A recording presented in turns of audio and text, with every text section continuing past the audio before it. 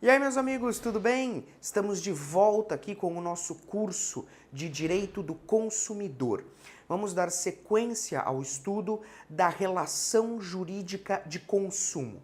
E nesse vídeo nós vamos tratar a respeito do conceito de fornecedor. Não saia daí, que eu volto já já.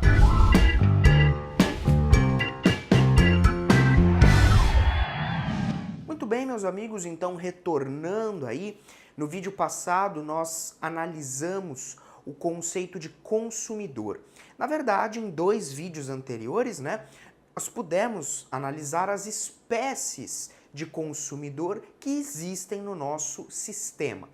E agora a gente parte para a análise de um outro elemento subjetivo da relação de consumo, que é exatamente, o outro lado da moeda. É o conceito de fornecedor. Veja, nós já estudamos que esses conceitos, consumidor, fornecedor, eles são conceitos interdependentes, né? O que isso quer dizer? Isso significa que um não existe sem o outro. Então, por mais que nós falemos, em consumidor a todo tempo, o consumidor ele não existe se do outro lado não houver um fornecedor. Não houver uma pessoa que coloque o bem ou o serviço à disposição do consumidor.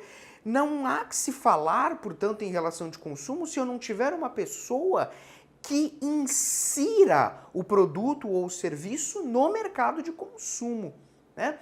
Então o consumidor, ele tem aquele produto, ele tem aquele serviço colocado à sua disposição no mercado de consumo por um fornecedor, tudo bem? E é exatamente esse conceito que nós vamos analisar a partir de agora. O conceito de fornecedor, ele se encontra no artigo 3º do CDC. Um conceito até bastante extenso que a gente vai analisar já já. E aí, a partir desse conceito, a partir da leitura do dispositivo legal, nós vamos passar para uma análise detalhada. Tudo bem? Vou chamar a nossa tela para prosseguir com a aula. Muito bem, galera, então vamos lá. Eu coloquei aqui para gente o artigo 3º do Código de Defesa do Consumidor, tá bom? CDC, estamos aí no artigo 3º. Vamos lá. Quem é o fornecedor?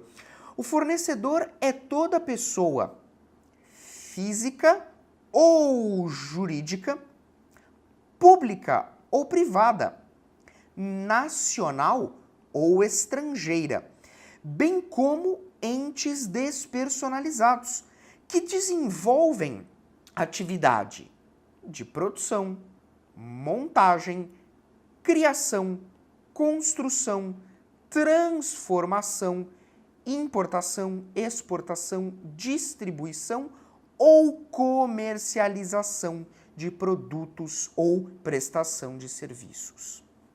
Veja, portanto, que o que nós temos aqui no nosso conceito, são vários elementos do fornecedor.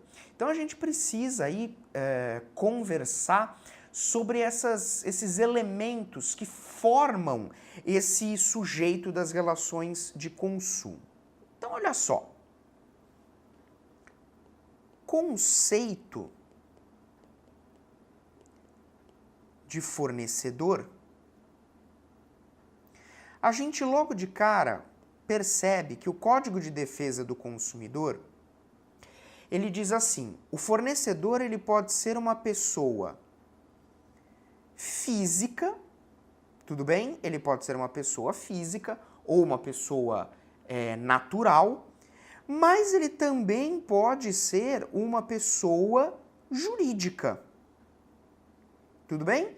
Então eu posso ter fornecedor pessoa física e também posso ter uma pessoa jurídica. Perceba que o CDC ele diz assim, olha, essa pessoa jurídica, ela pode ser uma pessoa jurídica de direito público, ela pode ser uma pessoa jurídica de direito público, certo?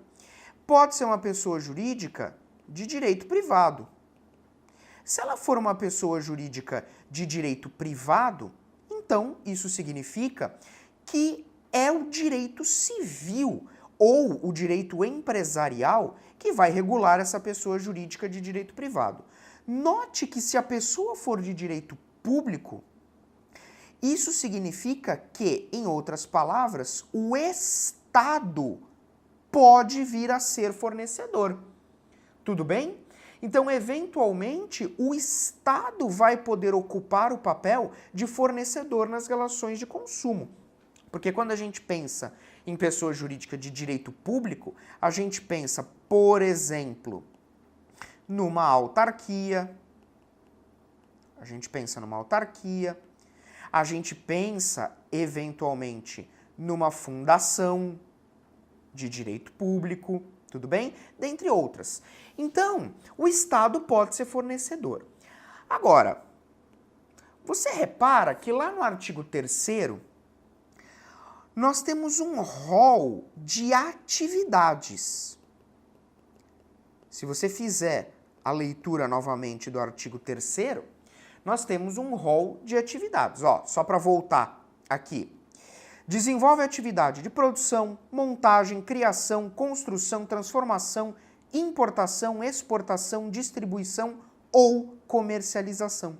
Então nós temos aqui um rol de atividades. Só que esse rol de atividades, ele é um rol meramente exemplificativo. Tudo bem? Ele é um rol meramente exemplificativo. Então isso significa que qualquer outra atividade que coloque produtos ou serviços no mercado de consumo pode ser utilizada para configurar a figura do fornecedor. Tudo bem? Um outro detalhe, e talvez aqui nós tenhamos aí a grande cereja do bolo, é que esse fornecedor, ele tem que desenvolver uma atividade, mas não é qualquer atividade, é uma atividade profissional. Atividade profissional. Tudo bem? Então o fornecedor, ele pode desenvolver qualquer uma daquelas atividades ou eventualmente uma outra atividade que não esteja listada no artigo 3º, mas uma atividade que coloque produtos, serviços no mercado de consumo, só que essa atividade ela tem que ser profissional. E aí você vai me perguntar, falar, bom, professor, e como é que eu sei se essa atividade ela é profissional? Porque a doutrina, na verdade, ela explica que a atividade profissional, ela é composta essencialmente por 3 elementos. O primeiro elemento da atividade profissional é aquilo que nós chamamos de habitualidade. Então, para eu saber se uma atividade é considerada profissional, primeiro tem que haver habitualidade. Ou seja, a pessoa, para ser fornecedora, ela deve desenvolver aquela atividade de forma precípua na sua vida. O que isso quer dizer? Isso significa que a pessoa, ela deve realizar aquela atividade de forma a ter o seu ganha-pão naquilo. Não é uma coisa esporádica, percebe?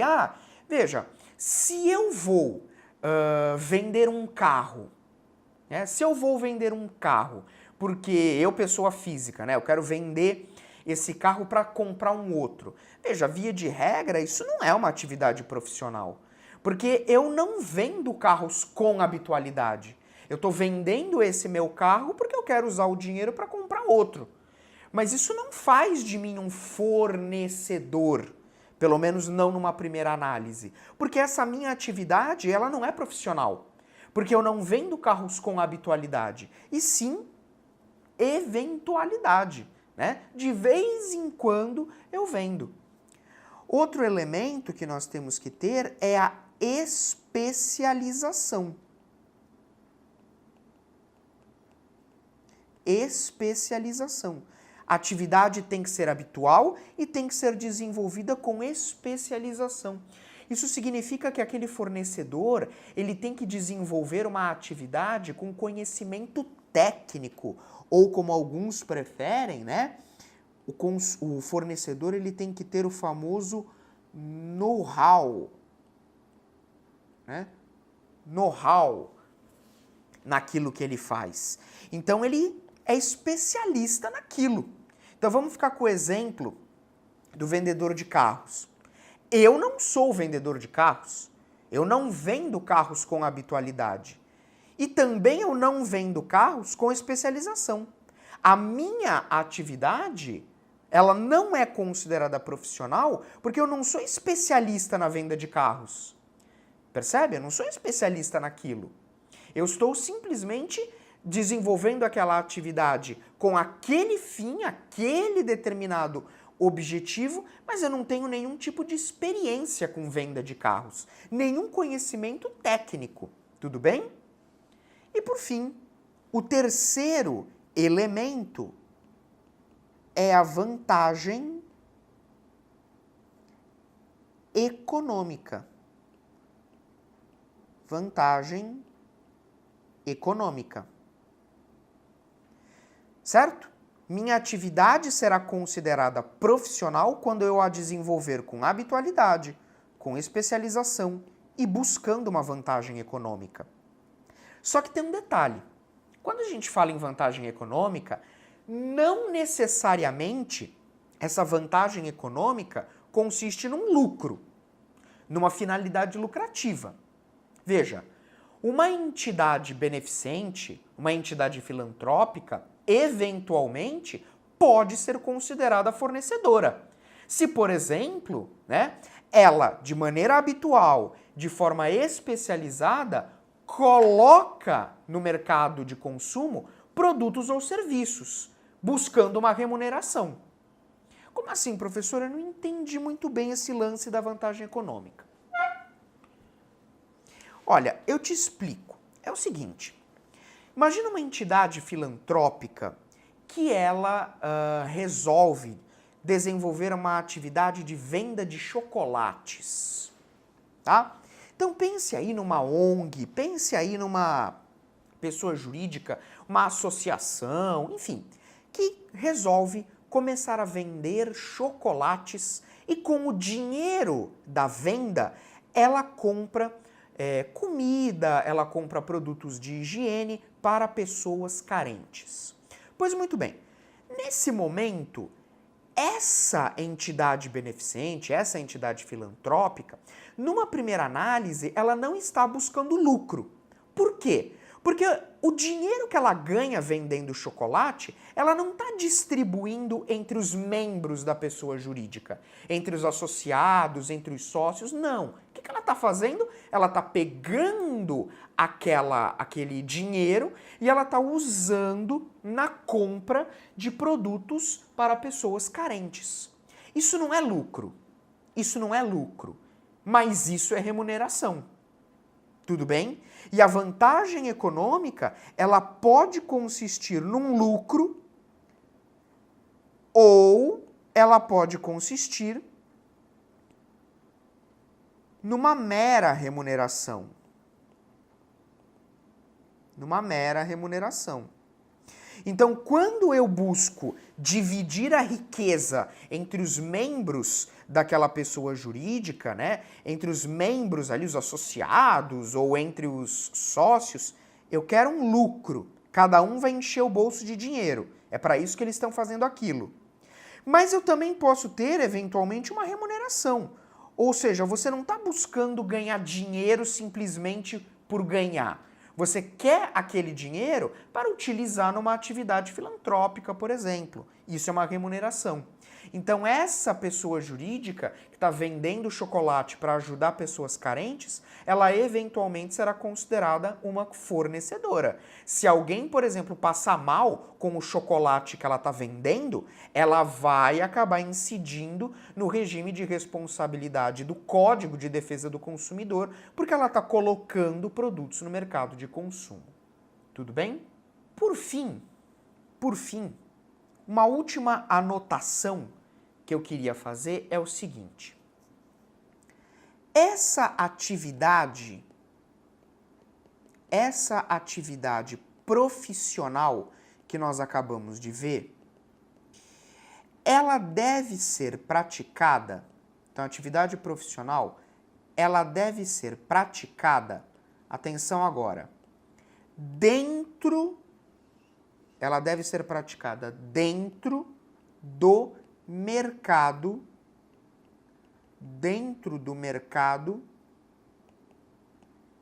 de consumo. Olha só o pulo do gato. Não basta a atividade profissional por si só. Ela deve ser praticada dentro do mercado de consumo. Veja, mercado de consumo é um conceito aberto, né? Nós não temos exatamente na lei uma definição do que vem a ser o mercado de consumo. Por isso que existe uma série de divergências envolvendo a aplicação do CDC, tá?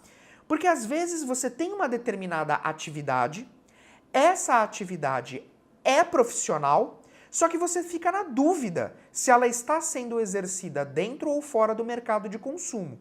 Porque se ela estiver sendo exercida fora do mercado de consumo, não incide o CDC. O CDC só vai incidir se a atividade for desempenhada dentro do mercado de consumo. E aí é que está a jogada. Porque o que eu considero mercado de consumo? Essa dúvida os próprios tribunais têm. O que a doutrina costuma dizer é que o mercado de consumo é o ambiente próprio para se desenvolver atividades econômicas voltadas à circulação de produtos e serviços. Esse conceito, inclusive, você encontra na obra do professor Landolfo Andrade, professor Landolfo, Adriano e Kleber Masson. No livro você encontra: mercado de consumo é o ambiente próprio para se desenvolver atividades econômicas voltadas à circulação de produtos e serviços. Só que aí o que acontece? Tá, então em quais ramos que eu vou ou não ter a aplicação do CDC? E aqui, ó, eu vou até mudar de cor. Por quê? Porque de acordo com a jurisprudência do STJ, do Superior Tribunal de Justiça, não incide o CDC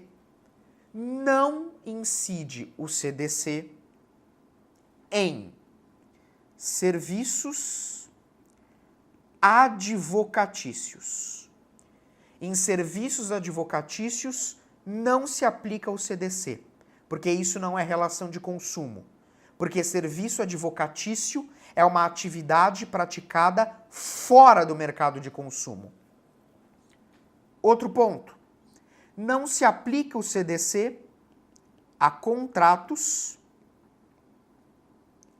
de crédito educativo.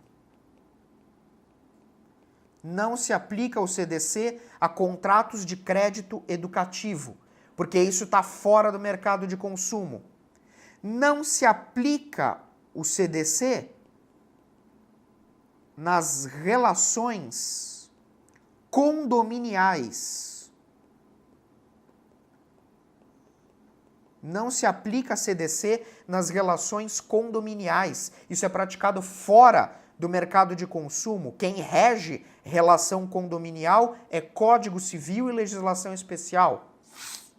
Também não se aplica CDC para locação predial urbana. O STJ já disse, locação predial urbana está fora do mercado de consumo. Por isso não se aplica Código de Defesa do Consumidor. E aqui atenção nesse último detalhe, porque esse aqui de todos é o que mais cai. Não se aplica Código de Defesa do Consumidor à previdência privada complementar fechada. não se aplica a CDC para a previdência privada complementar fechada, porque isso está fora do mercado de consumo.